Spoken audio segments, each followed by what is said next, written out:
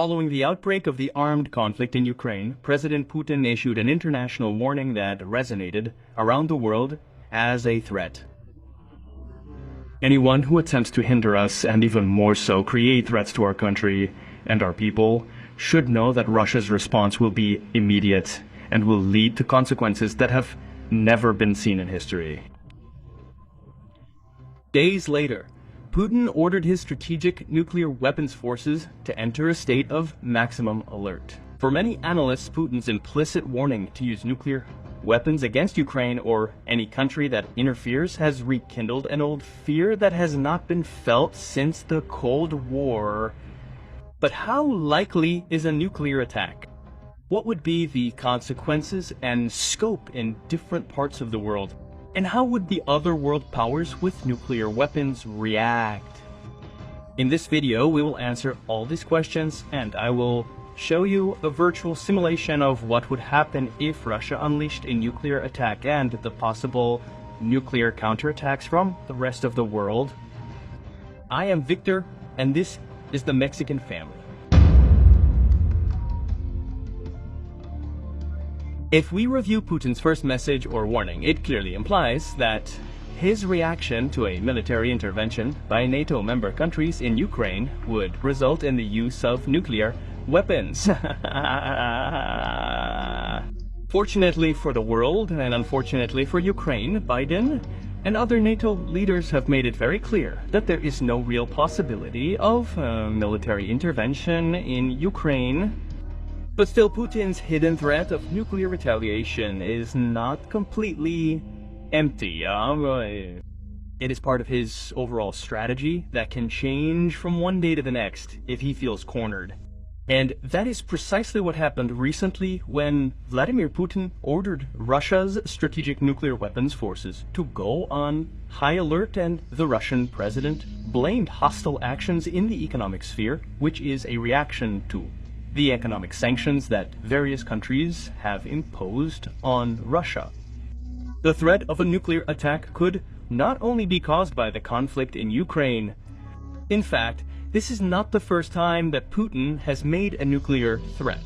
During the annexation of Crimea in 2014, Russian nuclear forces were also put on high alert, and now, just as it happened almost 7 years ago, the Kremlin is once again warning that Russia is even prepared to escalate to the use of nuclear weapons.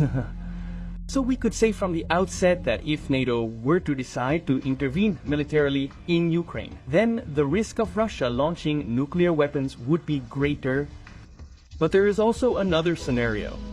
This recent statement by Putin, in which he warns of a possible nuclear threat in the face of economic sanctions against Russia, implies that if sanctions are further tightened, such as by completely removing Russia from the SWIFT international transfer system, which, with a quick aside for the moment of this video, some countries have partially restricted access to Russia's SWIFT system, but only a few countries. If this restriction were to become widespread, the pressure on the Russian economy would be enormous, and its reaction would surely be to threaten a nuclear attack again. So faced with these increasingly frequent statements about the use of nuclear weapons, the obvious question is, how many nuclear bombs does Russia have, and what is their range? Since the end of the Cold War in 1989, the number of nuclear warheads in the major world powers has been decreasing. The arms race involving enriched uranium has slowed down, and in fact, nuclear bombs have only been used twice in human history. In Hiroshima and Nagasaki, on August 6, 1945, when the United States military dropped an atomic bomb on the city of Hiroshima and 3 days later repeated the attack on Nagasaki,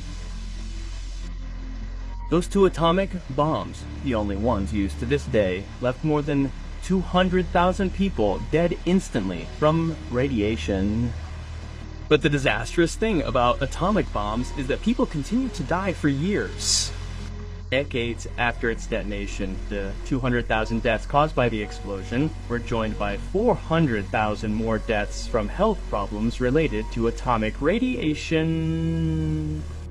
Now, just as Russia does today, All world powers use this weapon as a deterrent because the effects are so powerful. And for decades, we all want to avoid a nuclear war at all costs. According to the Treaty on the Non-Proliferation of Nuclear Weapons, there are 8 countries in the world that have publicly announced the successful detonation of nuclear weapons, 5 of which are considered to be the countries with the largest nuclear weapons: the United States, Russia, the United Kingdom, France, and China. Bah. Ooh. In the case of Russia, it is estimated that they have 6,257 nuclear warheads, most of which are located in Western Russia. And of these, 527, to be exact, are intercontinental ballistic missiles, and ballistic missiles that can be launched from submarines and strategic bombers. These ICBMs can reach a maximum speed of 4 miles per second about 10 minutes after launch, meaning the weapons could reach the UK from Russia in 20 minutes. For a example, this Japanchen. In addition to these types of missiles, in 2017, Russia successfully tested its first sonic missile, the Avangard, which is capable of bypassing the US missile shield and can reach the densest layers of the atmosphere. They can travel at a speed of 20 times the speed of sound. It would take just 15 minutes to reach the US. These weapons of mass destruction are neither funny nor worthy of admiration, and would only unleash a destructive war of global proportions. The detonation of just one of the most powerful nuclear warheads could set off a chain of events that would lead to widespread famine caused by a rapidly cooling climate, and could end civilization as we know it. And around 1,456 of Russia's warheads are already in active service, meaning they can be used on any target within range at any time. Why do these nuclear weapons still exist in the world? For one reason, basically, self-defense, because it's hard to attack a country that has the ability to retaliate with nuclear bombs. But only the wealthiest countries can afford to have nuclear weapons because they require billions of dollars to build, maintain, and deliver without exploding along the way. That's why the largest number of nuclear weapons are concentrated in 9 countries that own over 14,500 nuclear warheads. If the energy from all of those bombs were released, it would be enough to wipe out a single trace of the planet Earth.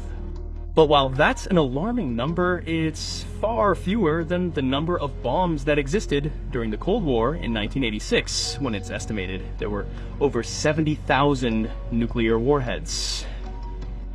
There are currently only 2 countries in the world that possess 93% of all nuclear weapons on the planet. Yes, you guessed it right, Russia and the United States, of which Moscow has 6,850 and Washington 650.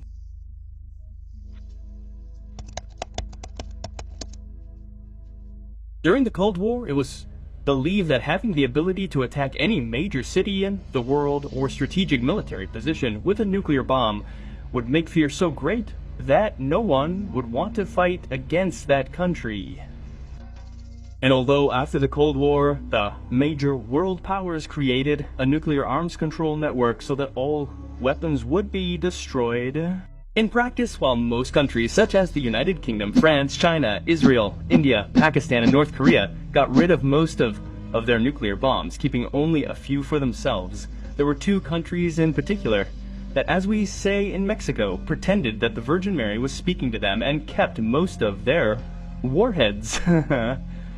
I am referring to the United States and Russia, which still maintain thousands of nuclear weapons. And yet, all the major world powers have enough warheads to wipe the planet off the map on a scale never seen in human history.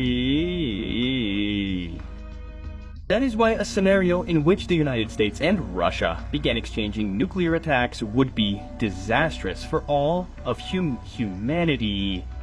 Both countries have too many lethal warheads for the planet.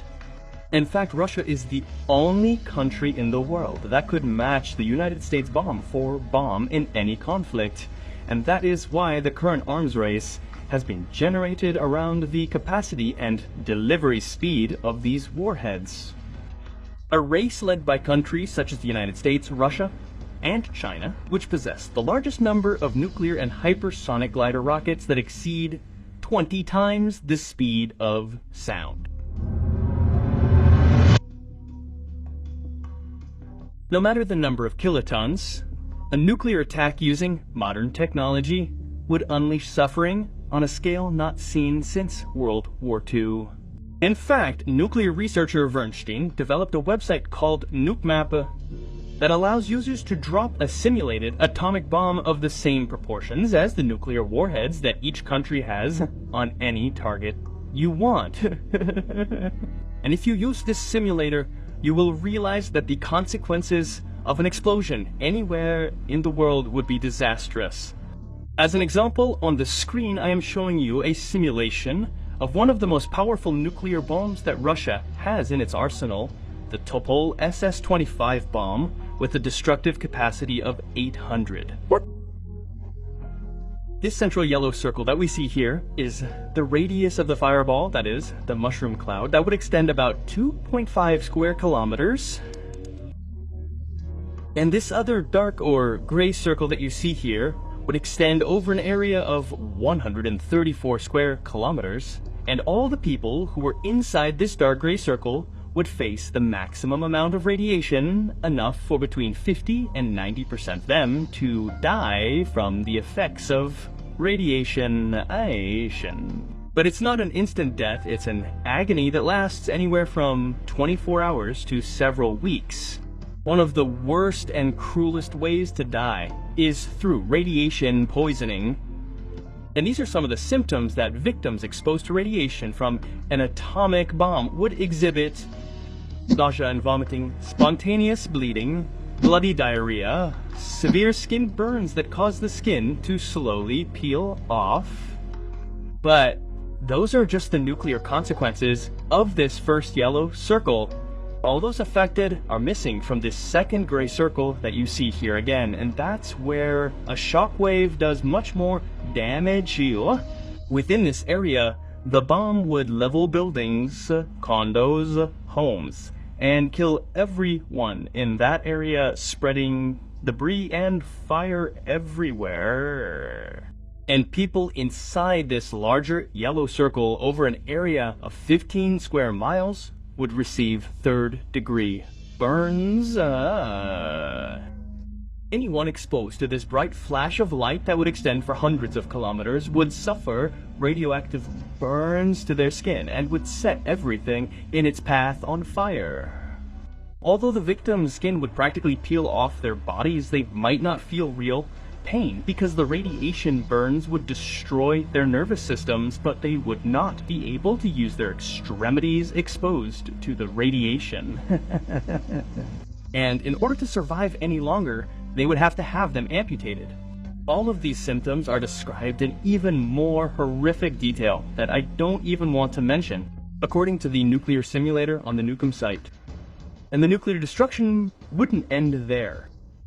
This larger circle encompasses almost the entire airborne nuclear blast zone, which would spread over an area of over 1,000 square kilometers, where the explosion would shatter windows of buildings and homes that would be thrown as bullets and shrapnel into human bodies. Many of them could die from the fragments.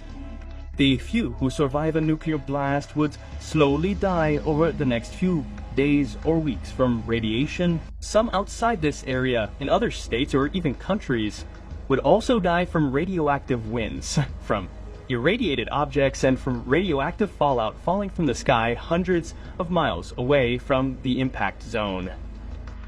All of these horrific estimates are made by the site using a Russian bomb like the Topol SS-25. To give you a point of reference for the damage this would do to the planet, the Hiroshima nuclear bomb had a displacement of only 15 kilos. Now imagine that multiplied by 15 times, and I have something else to tell you. The United States also has nuclear warheads that could deliver 800 kilos. And if either of these countries were to launch an attack, the other would also respond by exchanging hypersonic missiles, and by the time they hit, the consequences would be horrific for the entire world. So for all those people who write messages of support in the face of threats of a nuclear conflict out of ignorance, let me tell you that if you like to write words like pro-Russian or pro-Yankee at the end of those detonations, there would not be a single living being left with fingers or alive to write or pronounce words like that, neither of insult nor of encouragement, because almost everyone on the planet would die. Even if you think you would be further away than the widest circle of the explosion, the most devastating long-term effects of a nuclear war actually occur in the black smoke, along with the dust and particles in the air produced by the attacks. In a nuclear war, cities and industrial areas are the main targets, and therefore would emit tons of smoke into the flames. That smoke would reach the stratosphere above the climate, where it would remain for decades because it would not be able to rain. It would spread throughout the planet as it warms, blocking sunlight on the Earth and causing the temperature to cool almost completely, eliminating global agricultural production. And anyone in the world who doesn't die from the effects of radiation would surely die from famine. I'm sorry to have to be so clear about the consequences of this, but I hope that only in this way can we open the eyes of those who get excited about the recent nuclear threats from Putin or whoever. The reality is that nuclear weapons shouldn't exist on the planet, but they are there, and they are not a game. There are currently at least 14,500 nuclear warheads in operation on the planet that we know of. That means that the possibility of a nuclear bomb being launched that ends our lives at any time is not zero, and at no time should we support, justify, or have empathy for any madman who threatens the planet and humanity with something so horrible. It is atrocious to think that the human species has been able to create enough bombs to wipe us off the face of the universe. But that's how it is, and the only thing we can do is pray that our world leaders have the wisdom to never use them and not encourage them. I'm Victor, and I'll see you in the next one.